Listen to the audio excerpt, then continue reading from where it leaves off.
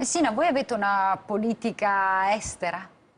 Certo, io credo che sia stato evidenziato proprio adesso. Il problema è l'Europa, cosa ci fa l'Italia in Europa e cosa deve essere l'Europa. Noi abbiamo detto chiaramente, a noi questa Europa così come non piace, è un'Europa che nasce con un'unione monetaria, che non unisce, divide. Noi dobbiamo creare un'unione politica europea, che serve per fare una politica comune di sviluppo, di energia estera. E se non facciamo questo, l'Europa a poco serve. Quindi l'obiettivo che dobbiamo raggiungere è questo, stare in Europa per creare una Europa politica.